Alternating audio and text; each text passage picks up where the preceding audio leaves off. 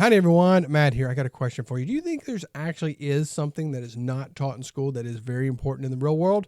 Let's talk about it.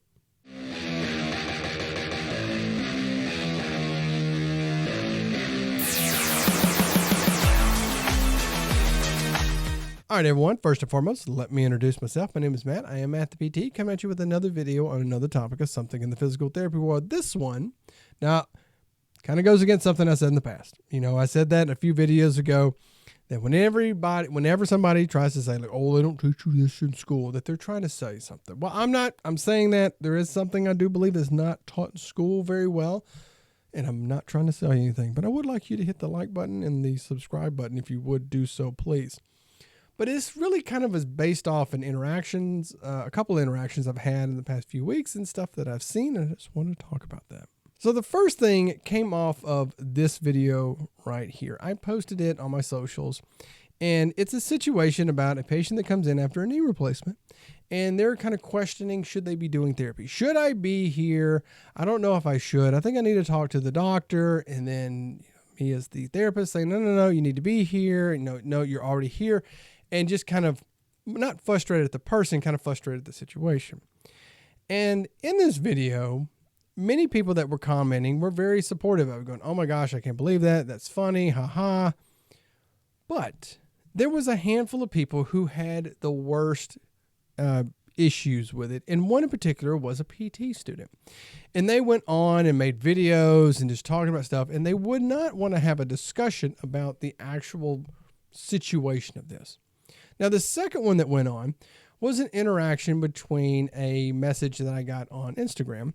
And it was some person, and they sent me this thing and said, hey, we would like you to come to this Festus chiropractic festival thing. And I looked at it and went, is it just for chiropractors? And they said, oh, yes, it's for chiropractors like you. And I said, did you even look at my bio? And to which they went silent and didn't say anything. And I posted it on my stories and just trying to be funny about it.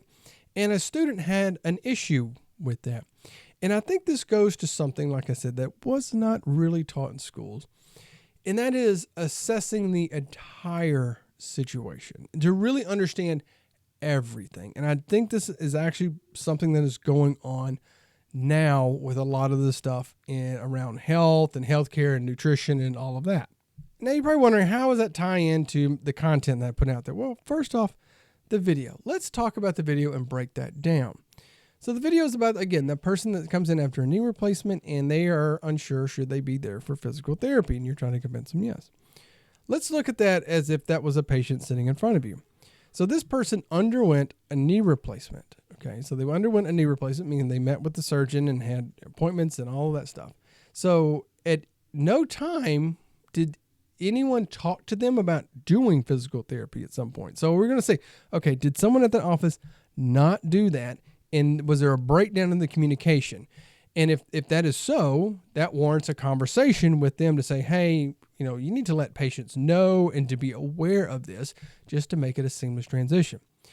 Second of all, we'll look at this person was scheduled. So somebody scheduled this person for your office. You just didn't, say, hey, we're just going to send you this thing in the mail and you got to show up here.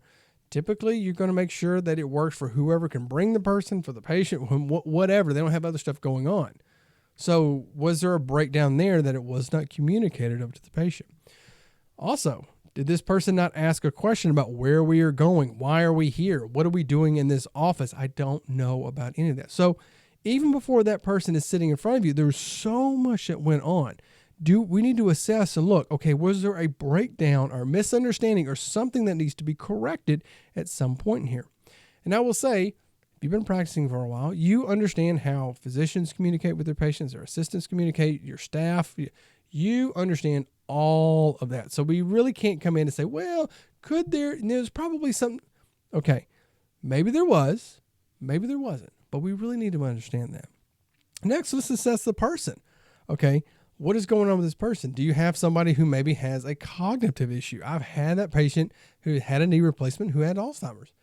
And they were not very sure about anything going on. They were confused about the situation and stuff. But this warranted just a lot of communication and talking and just assuring this person that they are okay and everything's going on, talking with family members. There was a lot of that going on with this person. Maybe they're all up on the pain medications and those stuff that maybe you have to deal with that there's something going on with the person. Now in the video as well, we talk about, well, in the video, the person is saying, well, I think I need to talk to my doctor. Okay, well, if you've been practicing for a while, you'd understand it's pretty challenging to get a hold of surgeons, especially if they're in surgery all day. You probably can't get a hold of them. When are they going to call you back? Everyone's trying to talk to them. And so holding up that piece of paper to say, all right, I understand it's probably very challenging to get a hold of them. Would you take this order that's been signed by your physician as proof that you should be here? That's really what that's saying. Do you accept this as proof? Now, I understand sometimes people are just overwhelmed. They're in a lot of pain. A lot of stuff's going on. I don't think I should be here. So the student that got upset kind of went on this really long tangent. And there was a thing they were saying like, oh, you just don't bark at patients just to say, you got to do everything on here. You need to work with the patient. You need to do this. You need to do that. To which they weren't understanding the situation as well. And I'd point this out, that what can happen again after just letting that person to say, okay, you know what, just fine, just go home, call your doctor, you'll come back, which is what that person was really trying to advocate for. But I'll say that I'm being honest about this part. If you did, one, I'm going to say, if you're working for a clinic, your boss is going to be pretty upset. They're going to be pretty upset that you let a patient walk out the door without being seen. Okay. Because you're messing with your productivity numbers. Now you're just sitting there doing nothing for an hour. You could be treating another patient. You just let that person walk out the door. Next, that surgeon's going to be pretty upset. That surgeon said, hey, that person needs to start therapy on this day. And you just let them leave. You just let them walk out the door. You're messing up their plan of treatment as well. So that surgeon can get upset with you, and it can possibly mess up the relationship. And now they're not going to be sending patients over there. Again, little things can just upset them. And again, the boss is coming down on you because you're messing up a relationship. And lastly, you can know this as well. If people leave like that, there's a chance that they may not come back. I've had that happen. I know other people that happens. Somebody walks out the door, they don't come back. They just don't. And there's a lot of things that can go on, from that knee getting very stiff to ultimately passing away from a complication after the surgery. There's a lot of things that go on in that entire situation that this person was not looking at. The other one, with the interaction with the DM on Instagram, the person was saying, well, you can learn a lot from other professions. You can learn so much. I learned much from all these other people. Well, the point of why I posted that was not to say that other professions are bad or negative or you don't learn anything from them. It was saying that whoever sent this didn't do their research. They could not do the most minimal thing of looking at my bio or even my Instagram handle to see, oh, this is not our target demographic. This is not who we are targeting. So you missed out on the overall picture of things. And I understand in school that often that's not really taught. The stuff is kind of working in silos. Your ortho patient, ortho classes, everything's in ortho, everything's in neuro, everything's in peds, everything's in this. It's just kind of sitting in these silos. And we talk about comorbidities or other things like that, social determinants of health. But when you start seeing, you don't really see that until you get out in the clinic and see how all these other things play into something, that how things can be affected. Now, I think this is an issue that's kind of coming up with all the stuff going on and with people with health and, all the weird stuff going on, and people talk about all that stuff. And, I have a big issue when people talk about like, oh, we need to eat all these different nutritious foods. Oh, yes, totally.